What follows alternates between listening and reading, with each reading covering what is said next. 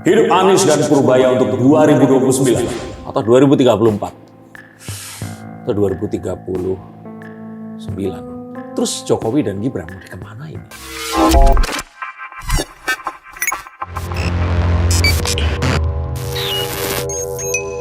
Halo, saya Sekers, kembali berjumpa bersama saya Denny Darko. Tidak ada yang namanya misteri, yang adalah tanda-tanda yang kita semua coba untuk mengerti.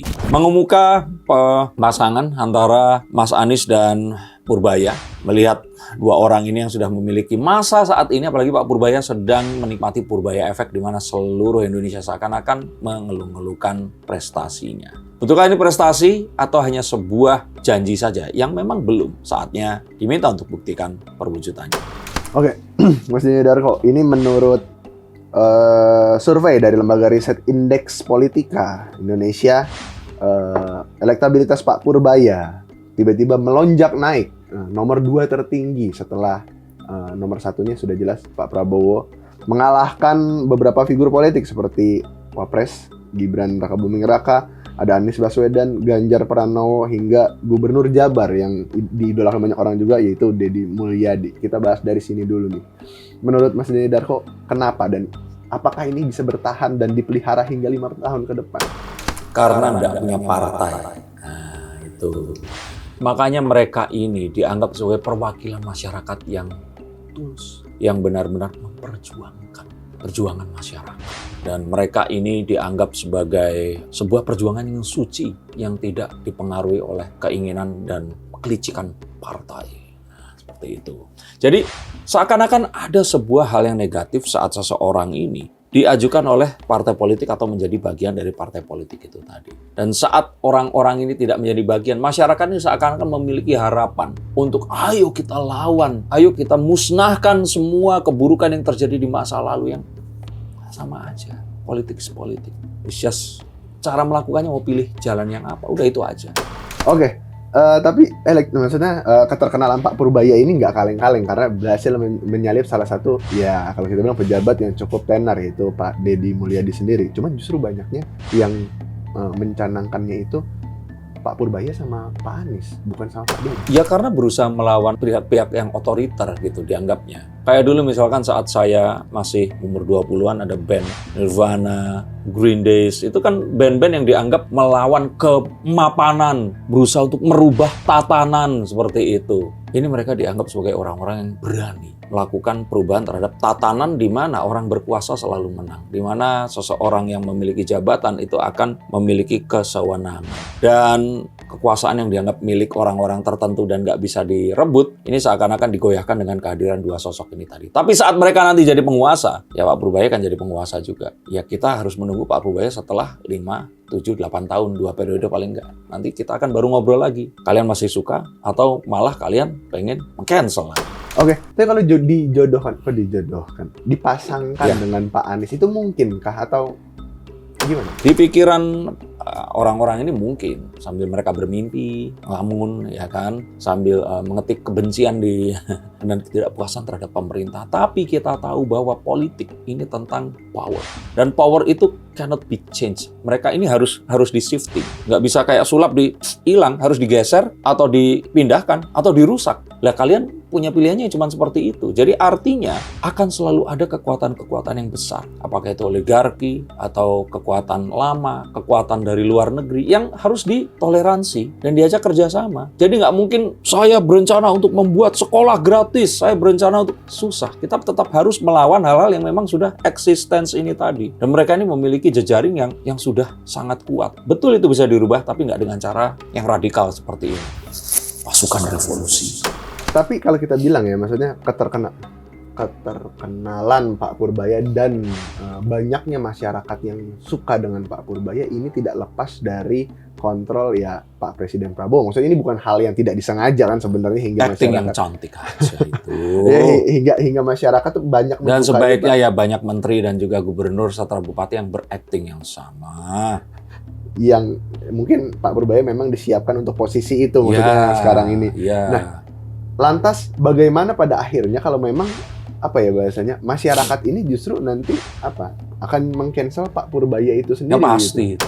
Pasti. Ada di konten saya yang lain, Pak Purbaya pasti akan kena cancel. Karena apa? Saking populernya, dia akhirnya harus melakukan apa yang dia janjikan, yaitu melakukan pembersihan dan juga pengetatan yang akan membuat banyak orang itu nggak suka. Tapi memang perubahan itu terjadi, tapi memang harus sedikit-sedikit begini loh. Ingat ya, saya menginginkan perubahan, tapi yang natural, normal, dan nggak ada huru-hara, nggak ada revolusi seperti itu. Riset Indonesia, saya setuju, tapi jangan dengan revolusi. Nanti ada momen di mana semua orang nggak bisa cari duit, nggak sekolah, ribut, nah itu nggak mau ya.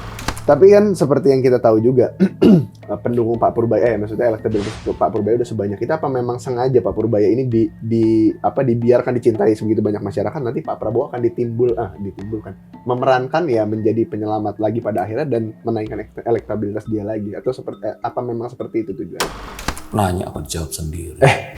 Lah yang iya ya itu. Orang Purbaya jelas ngomong. Dia bilang bahwa apapun yang saya lakukan ini saya disuruh sama Pak Prabowo gitu loh. Ya sudah ya memang dia melakukan ini dengan semua gayanya ini, dan saya bilang acting bukan berarti berpura-pura ya. Act itu artinya bisa saja dia melebih-lebihkan apa yang biasa dia lakukan dan melihat penonton suka, ya dilebihkan lagi dan nggak masalah. Yang penting kan yang dilakukan ini sesuatu yang baik. Seakan-akan orang yang membenci ini tetap diberikan ruang bahwa ini loh nggak apa-apa. Silakan benci tapi duduk di sebelah sini ya, jangan ganggu ya, nggak apa-apa, tapi coba lihat kita akan perbaiki. Dan itulah kelebihan dari Pak Prabowo. Dengan tingginya elektabilitas dari Pak Purbaya yang melonjak belakangan ini, kemungkinan apakah dia bisa jadi, maksudnya kita kesampingan Mas Anies dulu ya, jadi wakil Pak Prabowo mungkin di periode selanjutnya? Belum, masih butuh paling nggak 10 tahun lagi. Nggak akan secepat itu. Karena event kemarin Pak Jokowi pun itu nggak secepat itu juga. Dan kalaupun iya, saya pikir akan menimbulkan petaka yang akan lebih besar. Pak SBY akan nanya, loh Mas Ahy gimana? Nah, Bu Mega terus tanya, piye jadinya saya kan udah nggak ganggu-ganggu lagi. Nah, seperti itu. Nah, jadi kalau Pak Jokowi jelas dia nggak akan, saya kira Mas Gibran ini cuma 1 periode, udah selesai. Orang-orang yang merasa bahwa mereka memiliki kafling untuk menjadi wakil presiden ini pasti akan menagih dan nggak mungkin akan digantikan oleh Pak Purbaya dengan segampang itu. Ditanya bisa, tapi sulit. Jika memang yang kita tahu ya, ini kan Mas Anies sendiri juga tidak ada partai ya sampai hari ini. Iya nggak? Iya kayaknya. Nantinya justru dijodohkan dipasangkan dengan Pak Purbaya, mungkin Pak Anies ada ketertarikan, mungkin nggak, maksudnya Pak Purbaya secara personal menurut Mas Darko bisa aja menerima tawaran dari Mas Anies Baswedan gitu. Bisa saja, tetapi ya kembali lagi, saya melihat bahwa Mas Anies ini di 2029 itu masih akan sulit. 2034 saya melihat apapun itu Mas Anies sepertinya akan jadi presiden. Baik dengan cara melanjutkan legacy dari Pak Prabowo atau dia mendapatkan pendanaan asing.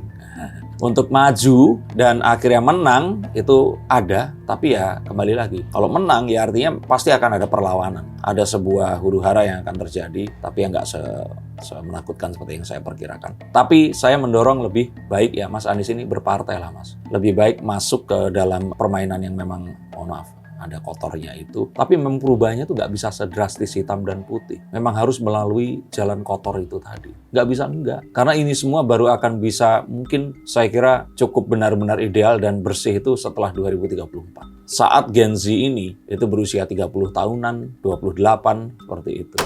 Oke, tapi kan kalau kita berbicara tentang sosok Pak Purbaya sendiri ya, beliau ini dicintai masyarakat kan karena dengan gaya komunikasi cowboy-nya ya, dalam tanda kutip. Nah, maksudnya banyak orang-orang juga yang bertanya-tanya kayak, kalau Pak Purbaya jadi presiden atau wakil presiden, maksudnya bisa nggak dia tetap dengan karakternya yang sekarang menurut Mas Dedar?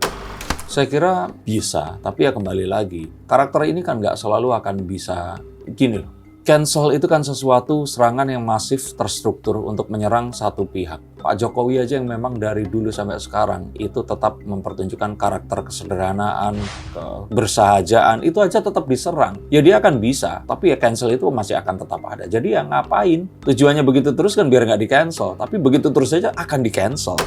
Oke, terakhir. Tapi apakah pada akhirnya harapan masyarakat ini terkait Pak Purbaya nanti berdampingan sama siapa ataupun mengikuti kancah pilpres atau seperti apa? Yang kita tahu sendiri kan, maksudnya awal mula Pak Purbaya muncul sebagai Menkeu pun dia merasanya kayak antara maju dan enggak untuk masuk ke kursi Menkeu.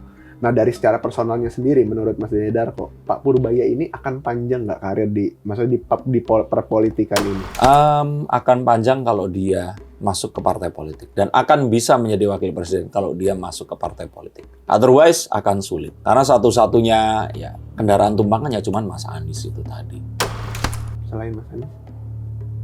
Nggak ada. Atau mungkin menduduki kursi Menkeu dalam jangka panjang seperti Bu Sri Mulyani? Ya itu mungkin. Tapi kalau seandainya yang tadi ya jadi presiden atau wakil presiden, dia perlu tumpangan. Karena ya orang seperti Pak Purbaya itu sulit untuk berpolitik.